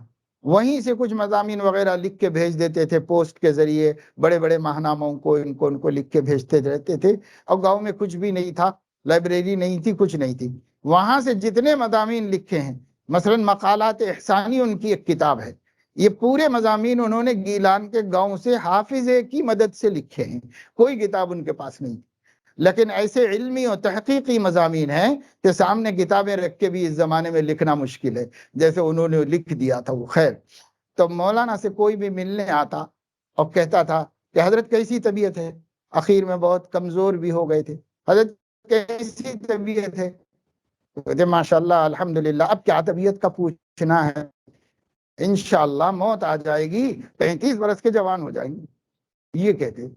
اب کوئی ان سے پوچھتا حضرت کیسی طبیعت، اب کیا طبیعت پوچھتے ہو بھائی، انشاءاللہ موت کا انتظار ہے، 35 برس کے جوان ہو جائیں گے، یہ کہتے رہتے تھے، ہر ایک کو یہی جواب دیتے تھے۔ ایک دن ان کے بڑے بھائی نے فجر کی نماز کو جاتے ہوئے جگایا ان کو، جگا کے چلے گئے نماز کو، دیکھا کہ ان آئے نہیں نماز میں۔ جب نماز پڑھ کے آئے تو دیکھا ویسے ہی چادر اوڑھ کے لیٹے ہوئے ہیں۔ انہوں نے ان کے اوپر سے چادر ہٹائی تو وہ بوڑھے مناظر احسن نہیں تھے، جوان جسم تھا، سیاہ بال تھے، پوری داڑھی سفید ہو گئی تھی، سیاہ ہو گئی تھی کالی، اور سر کے بال کالے ہو گئے تھے، بالکل نوجوان لاش نظر آ رہی۔ تو جو اللہ پہ یقین رکھتا ہے، جیسا یقین رکھتا ہے، اللہ نے دنیا میں دکھا دیا کہ اللہ کی باتوں پہ یقین کرو، نبی کی باتوں پہ یقین کرو، یہ وہ سچی باتیں ہیں، کائنات میں اس سے سچی بات کوئی نہیں ہو سکتی۔ لیکن ہمیں ہر لوگوں کی خبر، امریکہ رشیا کی خبر پہ یقین ہے، چائنا کی باتوں پہ یقین ہے، ساری دنیا مصنوعات کا اور دھوکے بازی کا اڈا بنی ہوئی ہے، ہر خبر پہ یقین ہے، کتاب و سنت کی خبروں پر ہمارا یقین کمزور ہو، جس پر یقین کرنا چاہیے تھا اسی پہ کمزور ہو گیا، اور جو سب جھوٹی باتیں تھیں، احتمالات تھے، اس کو ہم سمجھتے ہیں قطعی خبریں، قطعی خبریں۔ آج جو اخبار میں آئیں سب قطعی خبریں، جتنا سوشل میڈیا پہ بکواس ہے سب کو قطعی سمجھتے، اور قرآن و حدیث کو اس میں شک ہے، اس میں شک ہے، اس میں شک ہے، وہ آیت میں شک ہے، یہ حدیث میں شک ہے، اس میں شبہ ہو رہا، اس میں شبہ ہو رہا، اس میں شبہ ہو رہا۔ جو یقین کرنے کی چیزیں تھیں اس میں شبہ ہو رہا ہے، اور جو شبہات کی چیزیں تھیں اس میں یقین آ گیا ہے، الٹا ہو گیا۔ مسلمانوں کا بھی حال ایسا ہی ہو گیا۔ خیر، تو بہرحال قیامت کے دن اللہ تبارک و تعالی شانہ تولیں گے اور عیشت الراضیہ میں بھیج دیں گے، اور جس کا گناہوں کا پلڑا بھاری ہو جائے گا، اتنا مایوس ہو جائے گا، وہ کہے گا یا لیتہا کانت القاضیہ، موت مجھے ہلاک کر چکی ہوتی، اٹھایا ہی نہ جاتا، آج محشر میں لایا ہی نہ جاتا، حساب لیا ہی نہ جاتا، یہ افسوس کرنے لگے گا۔ اور اس کے بعد کہے گا ہائے افسوس، میرا مال بھی مجھے کام نہیں آیا، میرا اقتدار اور میری حکومت بھی مجھے کام نہیں آئی، کوئی چیز کام نہیں آئی، یہاں تو بس اعمال ہی کام آئے، اور جو اعمال ہمارے اچھے زیادہ ہوتے تو کام بن جاتا تھا۔ اب کتنا بڑا وزیر اعظم ہو، اعمال خراب ہیں تو اعمال خراب ہیں تو اس کا عہدہ اور اس کا منصب اس کو تھوڑی جنت میں لے جائے گا، اس کا کوئی وزن نہیں، یہ تو مچھر کے پر کے برابر بھی وزن نہیں۔ کوئی بڑے سے بڑا بادشاہ ہو، سعودیہ عربیہ کا بادشاہ مر جائے، اعمال تو لے جائیں گے، اگر اعمال صالحہ برابر زیادہ ہیں تو کام بن جائے گا، اور اگر نہیں ہے تو اس کی سلطنت، اس کا سونا چاندی، اس کی حکومت، اس کا اقتدار، اس کی شان شوکت وہاں کچھ بھی وزن نہیں رکھتی، اس کی کوئی اہمیت نہیں۔ اس لیے ہمیں اعمال کی فکر کرنی چاہیے، یہ بتانا چاہتے ہیں اللہ رب العزت۔ اور آگے یہ فرمایا کہ وَقَالَ مُجَاهِدٌ الْقِسْطَاسُ الْعَدْلُ بِالرُّومِيَّةِ، چونکہ آیت میں موازین القسط آیا تھا تو قسط کی لغت بیان کر رہے ہیں۔ امام مجاہد امام تفسیر ہیں، حضرت مجاہد نے فرمایا کہ قسطاس جو ہے رومی زبان میں عدل کو کہتے ہیں، تو موازین القسط کے ترجمہ ہوگا موازین العدل، عدل کی ترازو کھڑی کی جائے گی۔ اور وَيُقَالُ الْقِسْطُ مصدر المقسط، قسط جو ہے یہ مقسط کا مصدر ہے، مقسط کے معنی ہے عدل کرنے والا، انصاف کرنے والا، اور اس کو کہتے ہیں وَهُوَ الْعَادِلُ۔ اور اما القاسط فَهُوَ الْجَائِرُ، اور اگر قاسط ہو مقسط کے بجائے، مقسط اس میں مفعول ہے، اس میں فاعل ہے باب افعال کا، اور قاسط اس میں فاعل ہے وہ باب جو ہے نصر ینصر کا، اس سے قاسد۔ تو قاسد جو ہے، قاسد کے معنی ہے جائر یعنی ظالم، اور مقسط کے معنی ہے عادل۔ تو جب قاسد جو ہے اس کے اندر ہوگا، لازم میں ہوگا، تو اس وقت اس کے معنی ہوں گے ظلم کے، اور جب یہ باب افعال میں چلا جائے گا، متعدی ہو جائے گا، تو اس کے معنی ہو جائیں گے عدل کے۔ یہ بتانا چاہا اس کے اندر تفصیل سے۔ اس کے بعد حدیث ہے، حدیث کے اندر جو سند کے اسماء ہیں ان کے بارے میں بڑی بڑی علمی بحثیں ہوتی ہیں، اس کی ضرورت یہاں پر کچھ نہیں ہے۔ حضرت ابو ہریرہ رضی اللہ تعالیٰ عنہ سے روایت ہے، نبی پاک صلی اللہ علیہ وسلم نے فرمایا کلمتان حبیبتان الی الرحمن، دو کلمے ہیں جو رحمان کو بہت محبوب ہیں، خفیفتان علی اللسان، زبان پر بہت ہلکے پھلکے ہیں، زبان پر بہت ہلکے ہیں، یعنی بآسانی بول سکتا ہے، بچہ بھی بول سکتا ہے، غیر مسلم بھی ایک دو وقت سن لے تو بول لے گا، کسی کے لیے کچھ مشکل نہیں، بہت ہلکے پھلکے ہیں۔ اور ثقیلتان فی المیزان، تیسری خوبی یہ ہے کہ ترازو میں بہت بھاری ہے۔ امام بخاری حدیث وہ لاتے ہیں جو ان کے باب سے متعلق ہو، تو باب قائم کیا تھا کہ میزان کا قائم ہونا پکی بات ہے اور اہل سنت کے عقیدوں میں شامل ہے، تو حدیث بھی وہی لائے جس حدیث میں ذکر آیا کہ میزان میں وزن ہوں گے، تو پتہ چلا کہ میزان کا ذکر حدیث سے بھی ہو گیا، تو اب آیت سے بھی میزان کا قائم ہونا ثابت ہو گیا، اور حدیث سے بھی میزان کا قائم ہونا ثابت ہو گیا، اور عقیدہ اہل السنت والجماعت کا مضبوط ہو گیا۔ جب یہ عقیدہ مضبوط ہو گیا تو اس کے خلاف جو عقیدے ہیں وہ ختم ہو گئے اور وہ مردود ہو گئے، یہ مضبوط ہو گیا۔ سبحان اللہ و بحمدہ سبحان اللہ العظیم، یہی دو کلمے ہیں جن دو کلموں کی تین صفتیں بیان کی، رحمان کو محبوب، زبان پر ہلکے، ترازو میں وزنی بھاری، یہ تین صفتیں تھیں یہ دو کلموں کی، سبحان اللہ و بحمدہ سبحان اللہ العظیم۔ اب کوئی آدمی سبحان اللہ و بحمدہ سبحان اللہ العظیم کہے گا تو بہت بھاری عمل اللہ کے ہاں محفوظ ہو جائے گا، اور یہ عمل جب لا کر ترازو میں قیامت میں رکھا جائے گا تو چونکہ ان کلموں کا عمل وزن بہت زیادہ ہے، اس لیے قیامت میں جب یہ تولے جائیں گے تو ہماری نیکیوں کا پلڑا بھاری ہوگا۔ تو آدمی کو چاہیے کہ ایسے ہلکے آسان اعمال میں تو کوتاہی نہ کرے، بعض اعمال میں مشقت و مجاہدہ ہے، چلو اس کی ہمت ہار رہے ہیں، جی چرا رہے ہیں، تو ایسے کام تو کر لو جو بہت ہلکے پھلکے اور آسان ہیں، اور اس کو اپنے اعمال نامے کے نیکیوں کے پلڑے کے بھاری ہونے کا سبب بنا لو، تو اس کی ترغیب دے رہے ہیں، اور اپنا مسئلہ اس سے ثابت ہو گیا۔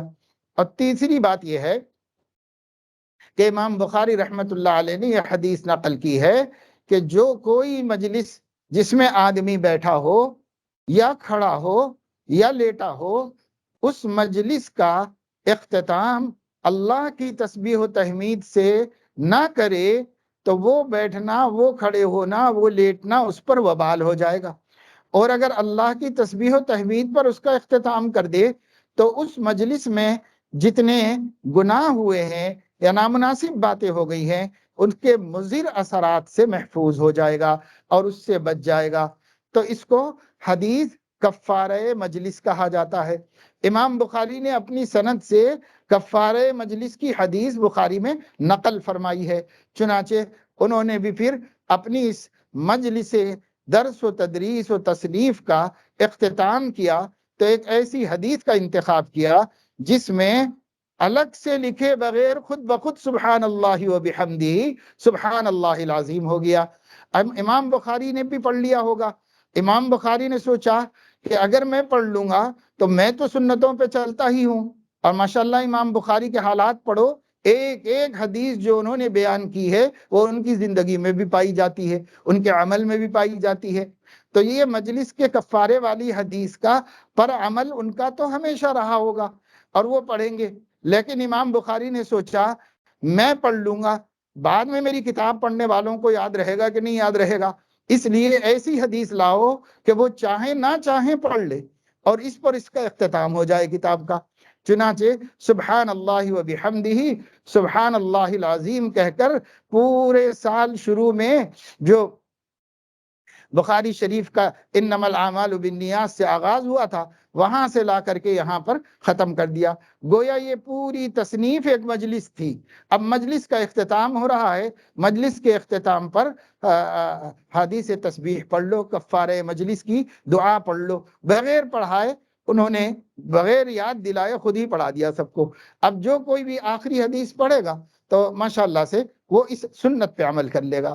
تو نیت بھی یہ کر لینا چاہیے کہ بھائی اس پورے پہلے دن سے پڑھنا شروع کیا، آخری دن تک پڑھنے پڑھانے میں اگر ہماری مجالس درس میں کوئی باتیں نامناسب ہو گئی ہیں یا کوئی بات گناہ کی ہماری زبان سے نکل گئی ہے تو یہ کفارہ مجالس دروس ہو جائے۔ اسی نیت سے سبحان اللہ و بحمدہ سبحان اللہ العظیم معلمات کو بھی پڑھ لینا چاہیے اور طالبات کو بھی پڑھ لینا چاہیے تاکہ ہمارے گناہوں کا کفارہ ہو جائے، اور آئندہ بھی اس پہ عمل کرتے رہنا چاہیے۔ یہ کچھ باتیں ہیں جو میں نے درس بخاری سے متعلق آپ لوگوں کے سامنے نقل کر دی ہیں۔ اب دو چار پانچ باتیں عمومی طور پر طالبات کے کام کی بھی ہے، معلمات کی بھی، اور جو ہماری بہنیں بچیاں شہر سے یہاں جمع ہوئی ہیں بلکہ اطراف و اکناف سے اس مدرسے کے نظام کے مطابق ہر جمعرات کو کوئی معلمہ کو کسی محلے میں بھیج کر، کسی گاؤں میں بھیج کر، جہاں کی طالبہ یہاں پر پڑھتی ہے ان کے گھر میں دینی اجتماع رکھنے کا پتہ چلا کہ ایک سلسلہ یہاں پر چل رہا ہے۔ بڑا اچھا سلسلہ ہے کہ اس کی برکت سے اس طالبہ کے گاؤں والوں کو بھی ہدایت ملے۔ اس طالبہ کو تو یہاں آنے سے شروع سے اخیر تک 5 سال میں آہستہ آہستہ قرآن حدیث سب پڑھ لے گی، لیکن اکیلی پڑھ لے گی۔ اب اس طالبہ کے گاؤں میں یا اس کے محلے میں جا کر کے وہاں کی عورتوں کو جوڑ کر اگر معلمات بات پہنچا رہے ہیں تو وہ دو طرح کا کام کر رہے ہیں، ایک تو کنواں بھی بن گئے ہیں، دوسرے ابر بھی بن گئے ہیں۔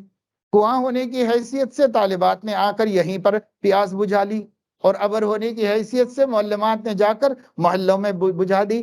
تو ماشاءاللہ اچھا نظام ہے، اس نظام کو قدر کی نظر سے دیکھنا چاہیے، اور اس کے فوائد بھی ماشاءاللہ سننے میں آئے کہ الحمدللہ بستیوں میں اچھے اثرات اس کے پہنچ رہے۔ اس کا ایک فائدہ یہ بھی ہوگا کہ لوگوں کو علم دین کا شوق بھی پیدا ہوگا، بچیوں کو پڑھانے کا شوق بھی پیدا ہوگا۔ بہرحال تو اس اعتبار سے سب کے نفع کی چیز ہے۔ میں جو بات بتانا چاہتا ہوں وہ یہ ہے، نمبر 1 کہ جو کچھ ہم نے پڑھا ہے بطور خاص طالبات جنہوں نے جو کچھ علم حاصل کیا ہے اسے اپنے عمل کا حصہ بناؤ۔ علم کے حد تک اللہ تعالیٰ کے پاس حجت ہوتا ہے، اور علم عمل کی حیز میں آ کر عمل کے مقام پر پہنچ کر اللہ تعالیٰ کے پاس قبولیت کا مقام حاصل کرتا ہے۔ اس لیے نرا علم ہمیں اللہ کا مقبول نہیں بنائے گا۔ علم پر عمل کرنے کے بعد یہ علم اللہ کی ہاں قبولیت و مقبولیت کا سبب بنے گا۔ اس لیے ہم نے جو کچھ علم حاصل کیا اس پہ عمل کرنا چاہیے۔ میں بھی بخاری شریف پڑھاتا ہوں کچھ برسوں سے، طالب علموں کو شروع سال میں کہہ دیتا ہوں کہ دیکھو بھائی ایک ایک حدیث پڑھتے جاؤ، اس طور پر کہ جو حدیث پڑھو اس حدیث کو اپنے عمل میں تلاش کرو، اگر عمل میں ہے تو اللہ کا شکر ادا کرو، اور اگر عمل میں نہیں ہے تو آج کے دن اسی مجلس سے عمل شروع کرو اس کے اوپر، تاکہ تمہاری بخاری شریف ختم ہو جائے تو بخاری پر عمل بھی ختم ہو، یعنی عمل مکمل ہو جائے، اب پھر پوری زندگی اس کو باقی رکھو اور اس کو قائم رکھو۔ ورنہ پڑھنا جب پڑھنے کے لیے ہوتا ہے تو اس پڑھنے کا پڑھنا ہی نام رہ جاتا ہے اور اس کا کوئی فائدہ نہیں ہوتا۔ پڑھنا عمل کے لیے ہوتا ہے تو وہ علم عمل بن جاتا ہے، جب علم عمل بن جاتا ہے ایک تو محفوظ ہو جاتا ہے، کبھی ختم نہیں ہو سکتا، اور دوسرے یہ کہ اللہ کے ہاں مقبول ہو جاتا ہے۔ اس لیے علم کو محفوظ رکھنے کا اور علم کو مقبول بنانے کا واحد ذریعہ اپنے عمل میں علم کو لے آنا ہے۔ صحابہ نے حفاظت بھی اسی طرح کی، فائدہ بھی ایسے ہی اٹھایا۔ ان کے ہاں تو کوئی کتابیں نہیں تھیں، وہ اپنے سینے میں محفوظ رکھتے تھے، عمل میں محفوظ کر لیتے تھے۔ جب عمل بن گیا تو بھولتے کبھی نہیں تھے، ہمیشہ وہ علم یاد رہتا تھا، محفوظ رہتا تھا۔ اس کے مطابق ہماری طالبات اپنے علم کو عمل بنا لیں، یہی ان کو نصیحت ہے، یہی تمغہ ہے۔ مدرسہ آپ کو خمار دے فضیلت کی، سند فضیلت دے، مدرسہ آپ کو کوئی انعام دے، مدرسہ آپ کو کوئی تمغہ دے، ان کی کوئی اہمیت نہیں ہے۔ جو چیز میں آپ کو دے رہا ہوں وہ یہ نصیحت ہے جو سب سے قیمتی، اور وہ نصیحت یہ ہے کہ اپنے علم کو عمل بنا لو، اپنے علم کو عمل میں ڈھونڈتے رہو، اپنے علم کو اپنے عمل کو علم کے مطابق بناتے رہو، اور علم کو عمل کے مطابق بناتے رہو۔ یہ کام پوری زندگی کا لخلخہ ہے، ایسا نہیں کہ آج فارغ التحصیل ہو گئے اور کام ختم ہو گیا، نہیں، یہ علم قیامت تک، موت آنے تک آپ کا پیچھا کرے گا اور آپ کے لیے حجت بن جائے گا اللہ تعالیٰ کے پاس۔ اس لیے عمل کو علم کے مطابق بناؤ اور علم کو عمل کے مطابق بناؤ۔ دوسری چیز یہ ہے کہ سب سے بڑی دولت ایک عورت کے پاس جو ہوتی ہے وہ اخلاق حسنہ کی ہوتی ہے۔ آپ کے پاس کتنی بڑی سند ہو، آپ حافظہ ہوں، آپ عالمہ ہوں، لیکن آپ کے اخلاق اچھے نہیں ہیں تو کسی کی نظر میں بھی آپ کا کوئی مقام نہیں ہے۔ لوگ کسی بھی عورت کو دیکھیں گے تو اس کے اخلاق کی روشنی میں دیکھیں گے، اس کی ڈگریوں کی روشنی میں نہیں دیکھیں گے۔ دنیا کی ڈگریاں ہوں، بڑی بڑی ڈگریاں نکال لو، لیکن کتنی بدنام اور رسوا ہو رہی ہے لڑکیاں خاندانوں میں، سسرالوں میں۔ کیوں؟ اس واسطے کہ ڈگری تو ہے پر اخلاق نہیں ہے۔ اخلاق اصل چیز ہے۔ بعض لڑکیاں ہیں کچھ پڑھی لکھی نہیں ہے لیکن بہت اچھی بات کرتی ہیں اور بڑوں کا احترام کرتی ہیں، چھوٹوں پر شفقت کرتی ہے، اخلاق ان کے اچھے ہیں، بدتمیزی نہیں جانتی، کوئی سند دین کی ہے نہ دنیا کی ہے، مگر گھروں میں سروں کی تاج ہیں اور لوگوں کو آنکھوں کا تارا بنے ہوئے ہیں اور سب کوئی ان کی عزت کر رہا ہے، سب کوئی ان کے ساتھ خوش رہتا ہے۔ تو جو چیز ہمارے لیے اصل اور ضروری ہے وہ اخلاق حسنہ کا ہونا ہے۔ اس لیے سب مسلمان بچیوں کو جو یہاں موجود ہیں سب ارادہ کرے، عہد کرے کہ ہم اپنے اخلاق کو خلق محمدی کی روشنی میں سنوار لیں گے۔ اخلاق آرٹیفیشل نہیں چلتے، یہ جو یورپ کے اخلاق ہیں یہ آرٹیفیشل ہیں، اور حضور علیہ السلام کے جو ہیں یہ فطری اخلاق ہیں، جو انسان کے نیچر میں ہوتے ہیں وہ اخلاق ہیں۔ اس لیے نبی پاک صلی اللہ علیہ وسلم والے اخلاق سے اپنے کو متصف کرو اور وہ صفتیں اپنے اندر پیدا کرو، اور اسی طریقے سے حجاب کا اہتمام کریں۔ حجاب ہماری حفاظت ہے، اللہ تعالیٰ نے ہمیں ہر نظر بد سے محفوظ رکھنے کے لیے حجاب کا حکم دیا ہے، اس لیے وہ ہماری حفاظت ہے، اپنے آپ کی حفاظت کرو۔ اور تیسری بات یہ ہے کہ نماز اگرچہ کہ علم میں نمبر 1 پر ہے، لیکن پھر بھی بطور خاص بتاتا ہوں کہ کوئی مسلمان جو یہاں جتنی عورتیں بھی آئی ہیں، بڑے ہوں کہ بچے ہوں کہ جوان ہوں، سب کے سب یہ طے کر لو کہ آج کے بعد زندگی میں بغیر عذر شرعی کے ایک نماز بھی ہماری قضا نہیں ہوگی، ایک نماز بھی قضا مت کرو۔ 5 وقتہ نمازوں کے بغیر ایمان کا تصور بہت مشکل ہے۔ ایمان کے مکمل ہونے کے لیے نماز کو اس کے ساتھ جوڑنا کمپلسری ہے، ضروری ہے۔ اس واسطے نماز کا خاص اہتمام کرو۔ 5 وقت کی نماز پابندی کے ساتھ پڑھنا، اور وہ فرض نمازیں ہیں، ہر دن میں 5 نمازیں فرض ہیں۔ تمام خواتین جو آئی ہوئی ہیں بستی سے وہ سب طے کر لیں کہ ہمیں 5 نمازیں پابندی کے ساتھ پڑھنا ہے۔ جب عذر ہے بس اسی وقت میں چھوٹیں گی اور اس کے بعد کبھی نہیں چھوٹیں گی۔ اور نمبر 2 واجب نماز نہ چھوڑو، یعنی وتر کی نماز۔ حضور علیہ السلام نے فرمایا والوتر لا تترکہ فی کل لیلہ، کسی بھی رات میں وتر نہیں چھوٹنی چاہیے۔ اس نماز کو واجب نماز کہتے ہیں، اس کو آپ واجب الوتر کہہ کے نیت کرتے ہیں۔ تو 5 نمازیں فجر، ظہر، عصر، مغرب، عشاء، اور اس کے بعد 3 رکعت عشاء کی نماز کے بعد وتر کی، یہ کبھی نہ چھوڑو۔ اور اس کے بعد 12 رکعتیں دن بھر میں، انہیں بھی کبھی نہ چھوڑو۔ 2 رکعت فجر سے پہلے اور 4 رکعت ظہر سے پہلے، 2 رکعت ظہر کے بعد، 2 رکعت مغرب کے بعد، 2 رکعت عشاء کے بعد۔ وَتُصَلِّيَ اثْنَتَيْ عَشْرَةَ رَكَعَةً فِي كُلِّ يَوْمٍ وَلَيْلَةٍ، یہ 12 رکعتیں چھوڑنے سے نبی نے منع فرمایا ہے۔ اس لیے اب نماز ہماری مکمل کیسے ہوگی کہ ہم فجر کی 2، ظہر کی 4، عصر کی 4، مغرب کی 3، عشاء کی 4 پڑھیں، اور پھر عشاء کے بعد کی 3 وتر پڑھیں، اور پھر فجر سے پہلے کی 2 سنت، ظہر سے پہلے کی 4 سنت، ظہر کے بعد کی 2 سنت، مغرب کے بعد کی 2 سنت، عشاء کے بعد کی 2 سنت۔ اتنی نماز میں کوئی ڈنڈی مت مارو، اس میں کوتاہی مت کرو۔ یہ کمپلسری کورس ہے، اس کمپلسری کورس میں کمی نہ کرو۔ اب اس کے علاوہ بھی بہت سی نفلیں ہیں، پڑھو تو پڑھو، بہت اچھا ہے، نہ پڑھو تو خیر آپ کی مرضی۔ نہیں پڑھیں گے تو ثواب نہیں ملے گا، پڑھیں گے تو ثواب ملے گا۔ مگر یہ جو میں نے آپ کو نمازیں بتائی ہیں یہ کمپلسری ہیں، نہیں پڑھیں گے تو گناہ ہوگا، اللہ کے ہاں پکڑ ہوگی۔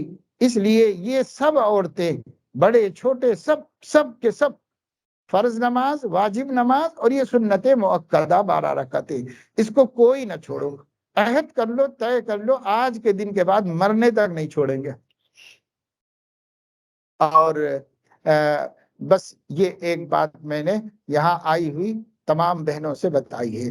اگر ہماری بہنیں اور ہماری بچیاں جو حافظ عالم بھی نہیں ہے، کوئی بات نہیں، ہر مسلمان نہ مردوں میں ہوتا ہے حافظ عالم، نہ ہر مسلمان عورت حافظ عالم ہوتی ہے، جس کو اللہ توفیق دے دے خوش قسمتی کی بات ہے۔ باقی سب مسلمان تو ہیں الحمدللہ۔ بس ان چیزوں کا اہتمام کر لو۔ بس اس مدرسے کے سے جاتے وقت میں یہ پیغام نماز کی پابندی والا سب لوگ لے کر کے جائیں۔ جتنی تفصیل سے میں نے بتایا، اس تفصیل سے نماز پابندی سے 5 وقت پڑھیے، پھر دیکھیے آپ کے گھر میں کتنی برکت ہوگی، آپ کے مسائل حل ہوں گے، آپ کی پریشانیاں دور ہوں گے، دنیا کی بھی دور ہوں گی، دنیا کی ہو نہ ہو اللہ کی تقدیر سے آخرت میں کامیابی ملے گی، آخرت کی پکڑ سے بچ جائیں گے، مرنے کے بعد کی زندگی بہتر ہو جائے گی، آپ گھروں میں سکون محسوس کرو گی، آپ گھروں کے اندر راحت محسوس کرو گی۔ اس کے ساتھ چلتے پھرتے تیسرا کلمہ پابندی سے پڑھ لیا کریے، سبحان اللہ، الحمدللہ، لا الہ الا اللہ، اللہ اکبر۔ کوئی مشقت کی بات نہیں، 4 کلمے ہیں، 4 کلمات یحبہن اللہ، 4 کلمے ایسے ہیں جو اللہ کو بہت محبوب ہے، یہ محبوب کلمے۔ ابھی جو حدیث آئی سبحان اللہ و بحمدہ سبحان اللہ العظیم، اس کو بھی بڑے اہتمام سے یاد کر لو، کثرت سے پڑھا کرو، انشاءاللہ اللہ راضی ہو جائیں گے، خوش ہو جائیں گے۔ اور اپنے بچیوں کو، اگر چھوٹی بچیاں ہیں تو علم دین سکھانے کا ارادہ کرو، ان کو علم دین سے آراستہ کرو، اور اسی طریقے سے اپنے بچوں کو بھی پابندی سے مکتب بھیجو۔ جہاں جہاں مکتب چل رہے ہیں، ہر گھر کا، ہر مسلمان کا بچہ مکتب میں موجود ہونا چاہیے، اور اسے قرآن پڑھنا سیکھ لینا چاہیے، اور عقائد اسلامی سے واقف ہو جانا چاہیے۔ اللہ تعالیٰ اپنے فضل و کرم سے ہم سب کو توفیق عمل نصیب فرمائیں۔ سبحانک اللہم و بحمدک، اشہد ان لا الہ الا انت، استغفرک و اتوب الیک۔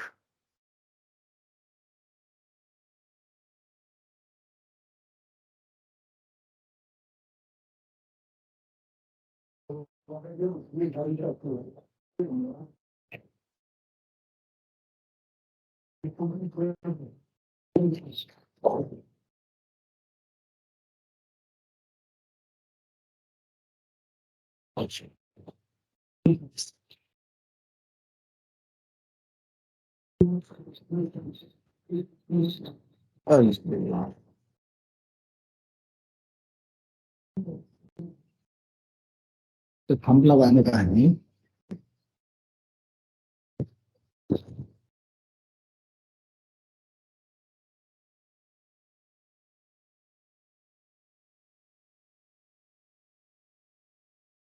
الحمدللہ، جیسا کہ آپ حضرات نے حضرت والا کی قیمتی نصائح اور بخاری شریف کی آخری حدیث کا درس سماعت کی، اللہ تعالیٰ سے دعا ہے کہ اللہ تعالیٰ ہمیں دین پر چلنے والا بنائے اور پورے طور پر دین پر چلنے والا بنائے۔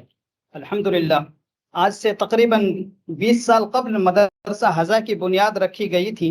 تب سے لے کر آج تک یہ ادارہ دینی، تعلیمی، تربیتی خدمات انجام دے رہا ہے، جس کا نتیجہ یہ ہے کہ مدرسہ حضا سے عالمیت مکمل کرنے والی طالبات کی تعداد 70 ہیں، حافظہ مکمل کرنے والی طالبات کی تعداد 11 ہے، ناظرہ مکمل کرنے والی طالبات کی تعداد 800 ہے۔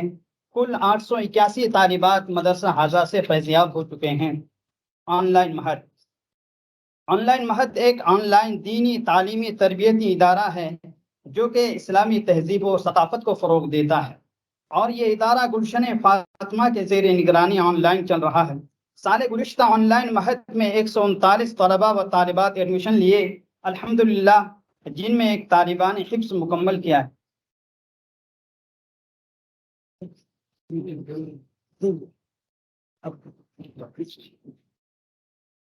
اللهم صل على سيدنا مولانا محمد عبدك ورسولك وصل على اللهم انت السلام والسلام. نسألك الهدى والتقى والعفاف. ربنا آتنا من لدنك رحمة وهب لنا من أمرنا رشدا. ربنا آتنا في الدنيا حسنة وفي الآخرة عذاب النار. ولا محمد تجاوز وتكرم انك انت الاعز الاكرم. اللهم ان قلوبنا ونواصينا وجوارحنا بيدك لن تملكنا منها شيئا، فاذا فعلت ذلك بنا فكن انت ولينا واهدنا الى سواء السبيل. يا حي يا قيوم برحمتك نستغيث، اصلح لنا شأننا كله ولا تكلنا الى انفسنا طرفة عين. رب أعوذ بك من همزات الشياطين وأعوذ بك رب أن يحضرون. ربنا لا تجعلنا فتنة للقوم الظالمين ونجنا برحمتك من القوم الكافرين. اللهم حبب إلينا الإيمان وزينه في قلوبنا وكره إلينا الكفر والفسوق والعصيان. اللهم اجعلنا من الراشدين. اللهم اجعلنا من التوابين واجعلنا من المتطهرين واجعلنا من عبادك الصالحين. اے اللہ، اپنے کرم سے ہمارے گناہوں کو معاف فرما اور تمام خطاؤں لغزشوں کو درگزر فرما، ہم سب کو صراط مستقیم پر استقامت نصیب فرما۔ اے اللہ، ہم میں سے ہر ایک کو ضروری دین کا علم حاصل کرنے کی توفیق نصیب فرما اور علم کے مطابق عمل کرنے کی توفیق نصیب فرما۔ ہر خطرے سے، ہر فتنے سے، ہر گمراہی کی دعوت سے ہماری اور ہمارے خاندان کی اور پوری امت مسلمہ کی حفاظت فرما۔ اے اللہ، سب کو اہل سنت والجماعت کے سچے عقائد پر ثبات نصیب فرما، اسی پر حیات اور اسی پر ممات نصیب فرما۔ اے مولا، ہمیں اپنا صحیح و قوی تعلق نصیب فرما۔ اے مولا کریم، پوری زندگی سنت کے مطابق گزارنے کی توفیق عطا فرما۔ بدعات، رسومات، خرافات سے بچنا ہر مسلمان کو آسان فرما۔ اے مولا، اپنے حبیب صلی اللہ علیہ وسلم کے دین پر مر مٹنے کی توفیق نصیب فرما۔ اے مولا کریم، جن بچیوں نے علم دین کی تکمیل کی ہے، ان کے حق میں، ان کے ماں باپ کے حق میں اور ان کے خاندان کے حق میں اسے خیر و برکت کا سبب بنا۔ اے اللہ، اپنے فضل و کرم سے انہیں اپنے علم کے ذریعے امت مسلمہ پر محنت کرنے کی توفیق عطا فرما۔ دین سے جہل کو، امت سے جہل کو دور کر کے دین کی روشنی لانے کی فکر کرنے کی توفیق نصیب فرما۔ اے اللہ، جتنے بھائی بہن یہاں پر جمع ہیں، سب کے جملہ مقاصد حسنہ کی تکمیل فرما اور جملہ پریشانیوں کو اپنے کرم سے دور فرما۔ پوری ملت اسلامیہ کی حمایت و حفاظت فرما۔ ہر شر سے، ہر خطرے سے، ہر فتنے سے حفاظت فرما۔ بلاؤں سے، وباؤں سے، بیماریوں سے حفاظت فرما۔ اے مولا کریم، روزی کی تکمیل سے حفاظت فرما۔ اے مولا، اپنے فضل و کرم سے حاضرین کے جملہ مقاصد کی تکمیل فرما۔ ہماری دعاؤں کو اپنے کرم سے قبول فرما۔ اس مدرسے کے سرگرمیوں کو بہتر سے بہتر بنا اور دور سے دور تک پہنچنے کے اسباب پیدا فرما۔ صلی اللہ تعالی علی خیر خلقہ سیدنا و حبیبنا محمد وعلی آلہ وصحبہ اجمعین۔ سبحان ربك رب العزة عما يصفون. ابھی اذان ہوگی، 10 منٹ کے بعد جماعت کھڑی ہوگی، انشاءاللہ تمام حضرات کھانا کھا کے جائیں.